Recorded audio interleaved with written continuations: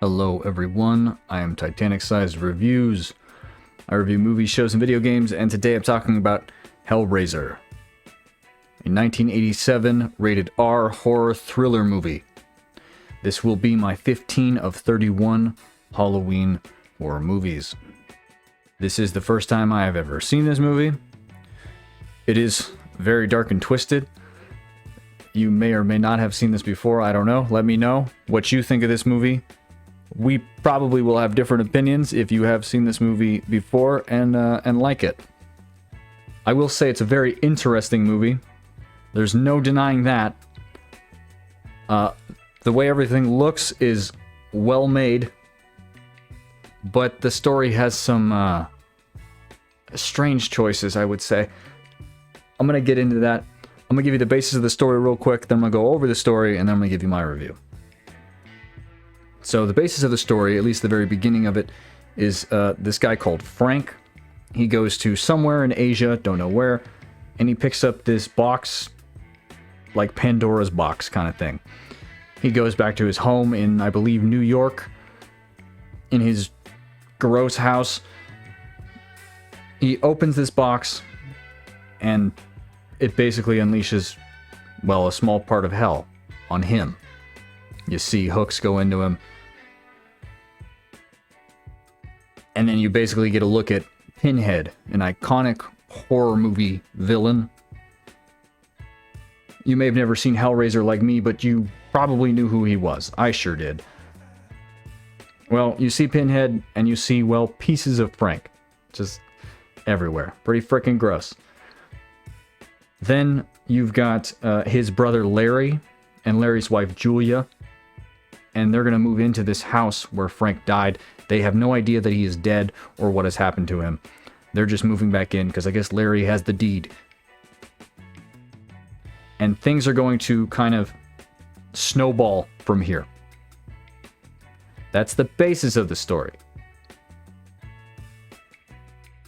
Now I'm getting into the rest of the story from where they move in. The house is a little less fucked up. It kind of goes back to normal because Pinhead closes the box for some reason. I don't know why. He already had Frank, and he's kind of just there in the real world. I guess they could have done what they wanted. I don't know how that works. I just know that he closes it and they go back. So the house is less fucked up, but still a little fucked up. You get to see like the gross-ass kitchen with rotting food and maggots. You're also going to get introduced to Larry's daughter, Kristy. She had a different mother. It's not Julia. Julia's her stepmom. As Julia is exploring the house, she finds some pictures of Frank, and she rips up a picture where it's just Frank and takes it with her. That's where you get this indication that Julia has the hots for Frank. Obviously. And you'll find out later on that she cheated on Larry with Frank. It's in the description of the movie. It's not really that hard of a thought process to come to. You get a flashback of Julia and Frank banging. There's a bit of nudity right there. There's more nudity in the movie, so just a heads up. As Larry's moving stuff into the house, he cuts his hand on a nail, and he's apparently very squeamish to blood. They kind of want you to know this, even though it doesn't really matter. He just kind of gets cut and goes up into the attic where Julia is, rather than to his daughter in the kitchen or whatever. I mean, like, he's already downstairs. There's really no reason for him to go all the way upstairs to let her know about his super fucked up hand. But he does. The blood gets out and it gets on the floor. And basically this gives Frank another chance to come back from the dead. So he comes back all gross, looking like a zombie. You transition to later that day. Larry and them are having a party. Julia leaves early. She goes upstairs and she finds Frank's zombie ass. He asks for her help. She, at first, is adamant about it because he looks like human garbage. Well, She later on that night agrees to help. He mentions how he needs, like, a body, like 2, maybe 3, to be whole again. We transition to Kristy. She has a nightmare about her dad dying. She calls him, everything's fine. It's just like a little moment. Then you transition again to Julia the next day at a bar while Larry's at work. Julia's, well, she's clearly hunting. She finds a guy, locks him in the attic, kills him with a hammer. Frank starts to regrow a little bit. He can start walking on his 2 feet. I don't know how he manages to hide in that room so well. It's not super dark. It's a little dark. There's windows, though. You can see light coming through. Even with the newspaper that's on it, you can see in the room. I don't know how he hides so freaking well, but he does. Whatever. She takes the corpse out of that room for some reason and goes across the hall to the other, like, attic space room to hide in there. There is a lot more storage, so it would be easier to hide. At the same time, it almost feels unnecessary, because if they go in that room, they're probably going to find Frank in the first place. But, okay. This is where you get a little bit of a story from Frank about how the Cenobites, which would be Pinhead and Scrotum Face, Vagina Throat, and Nemesis from Resident Evil start... Well, he just starts talking about them and how they're kind of after him. He just mentions that he got that box and he was trying to open a gate to either heaven or hell, because the box has the ability to do either, apparently. And I guess he's doing it for pleasure. He's not, like, 100% clear on that. Whatever. We transition to Kristy at her work at a pet shop and some homeless guy who comes in and starts eating grasshoppers. Real strange. You obviously know there's something off with this dude. You transition again, Julia bringing another dude who obviously bites it. Helps Frank grow a little bit more. Then it's like later on in that day, Larry's hanging out with Julia on the couch watching some boxing, and then they hear a noise upstairs during the storm. So he goes to check it out, and Julia tries to prevent him from doing this because she doesn't want him to die. Because she knows Frank will kill him. Well, they check the room. He's not in there. There's some rats nailed to the wall, but he doesn't see them. It is nighttime, so I'll let that one go. Julia convinces him to go to the bedroom so they can, you know, bang it out. As they're about to start, Frank's creepy ass comes out the closet looking like the Invisible Man once he loses his flesh. And he just starts to cut a rat right behind Larry's back. Like, gross. Gross. Julia and Larry do not bang because Julia's like, no, stop. Ooh. She's obviously not talking about Larry specifically, but he thinks she is because he doesn't see Frank. Alright. They move on. And it's the next morning, and Julia brings another guy home. This should be the last one that Frank needs to be whole. You would think. It's not. But you would think, based off what he said earlier.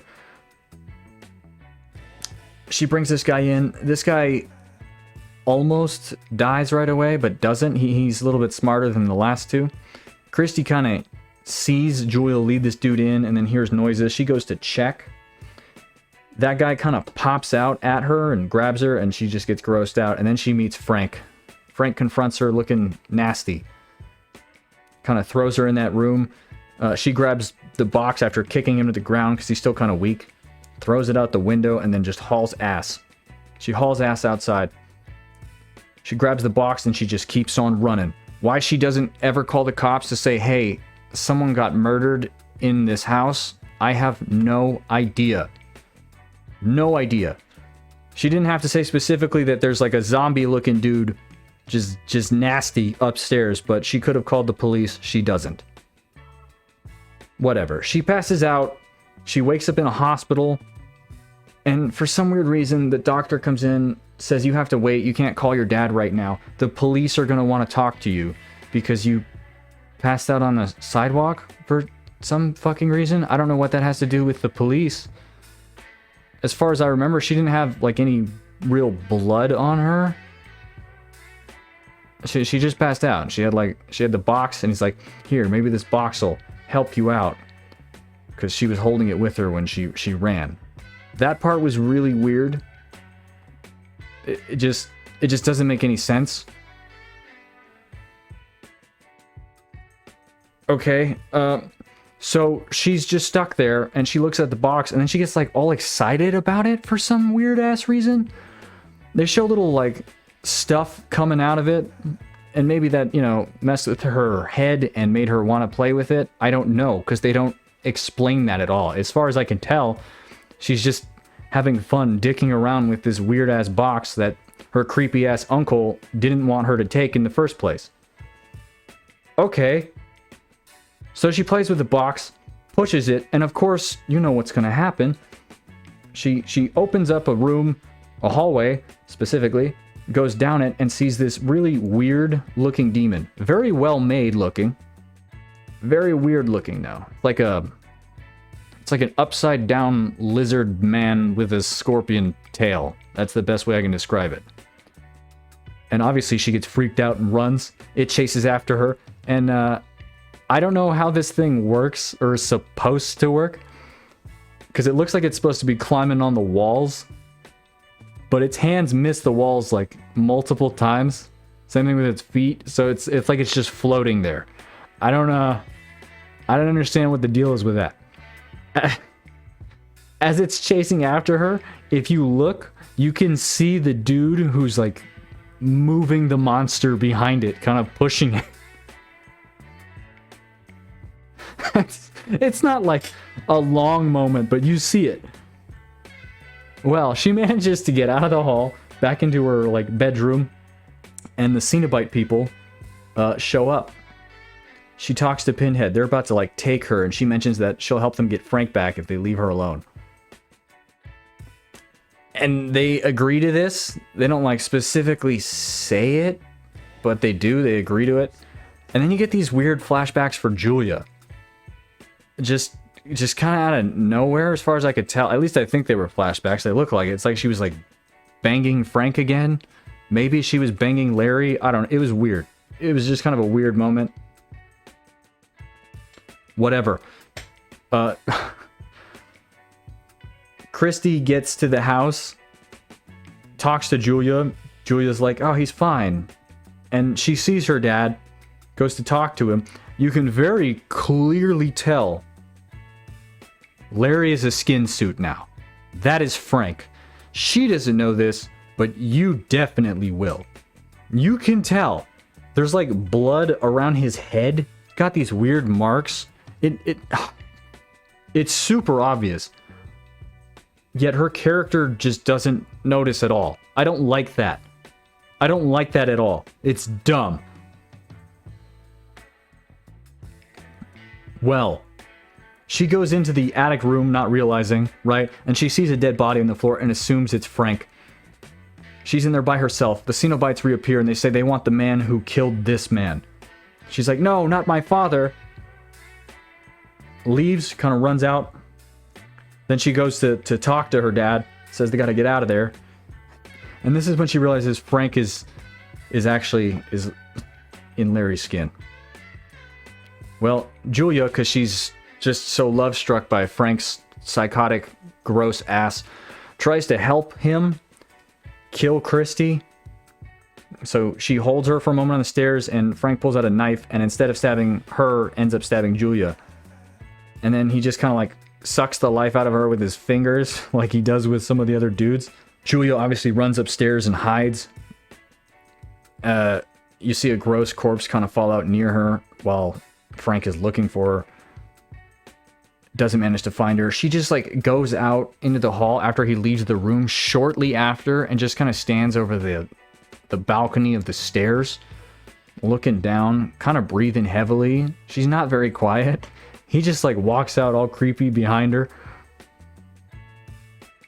Scares her. She like runs into the room where the dead body is, realizes it's her dad. There are no candles around the body, by the way. And the reason I'm bringing this up is because when she first goes in there and Pinhead shows up, there are candles around that body. There's a bunch of candles. All of a sudden, no candles.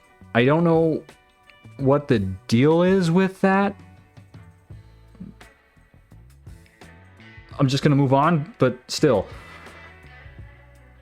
The Cenobites show up while Frank is about to kill Julia, and they grab him. And then they chase after Kristy for some reason. I guess because she didn't want to help them get her dad, because she thought Frank was her dad? I don't know. Oh. Well, she starts running. She has the box in her hand, and she uses it and like sends Pinhead away, and then sends Vagina Throat away. And then she goes downstairs and sends Nemesis away. And then her boyfriend shows up, gets in the house, tries to help her. He doesn't know what the hell's going on, but he's taking everything super well. He's not freaked out really, like, at all. So I guess good for him. And then Scrotum Face shows up behind him and tries to get him, and the house falls on Scrotum Face. I don't know what happens to him. I don't know how that works. Is he dead? Is he still in the real world?